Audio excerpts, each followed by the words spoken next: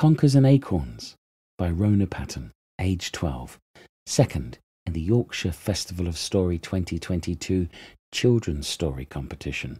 Judged by Joanne Harris. Read by Gav Cross. It was a deep, dark night in the deep, dark wood. Everyone was tucked away, hiding in their cosy homes, sheltered from the cold. On this deep, dark night, there was no noise, except crunch, crunch, crunch. A flash of fur, a glint of eyes, and from behind a boulder, out stumbled a little snuffling kitten.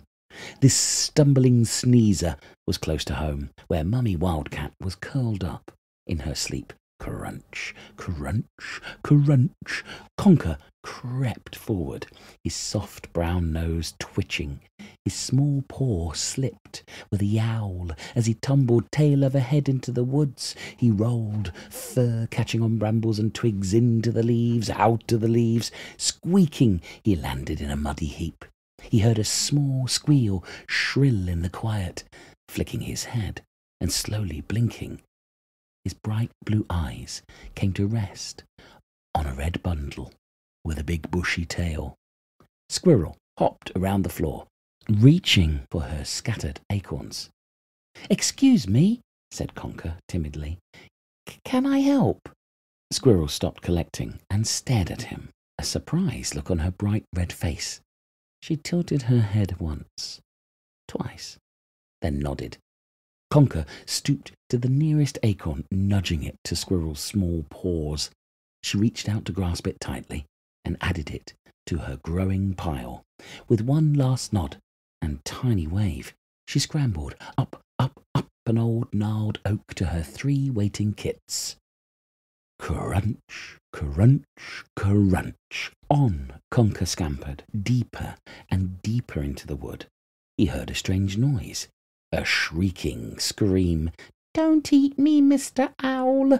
Please, don't!" A little mouse was curled under a great big tree, surrounded by 3 young owls. The mouse squealing louder as they flapped their wings. Conker drew himself up, then sprang onto one of the owls, who began hooting, and one by one they flew into the night. The little mouse gave a sigh of relief. "Oh, thank you, brave friend," and it bowed, then danced, then pranced into the grass. Conker paused and smiled. Then off he skipped into the trees, bouncing through the leaves, splashing through streams, hop, step, hop down the slope. He skidded and rolled, laughing all the way, until his 4 fluffy paws landed on the ground. His sky-blue eyes danced with wonder as he chased his tail round and round.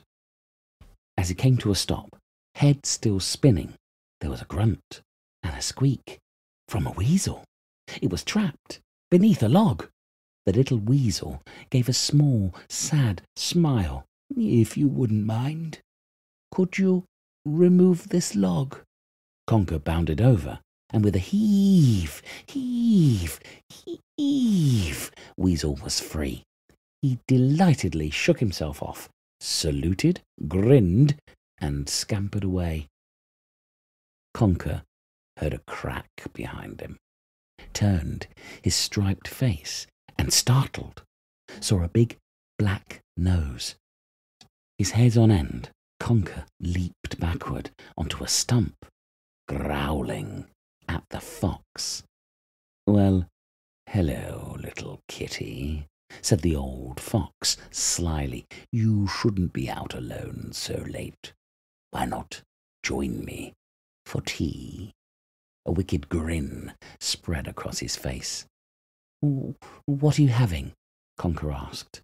Fox's eyes brightened. "You."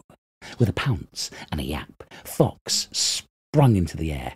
Conker ran fast as he could, under the branches, over branches, dodging trees, boulders and mounds, wading rivers and bogs, until he rounded a corner, straight into a cliff, a dead end.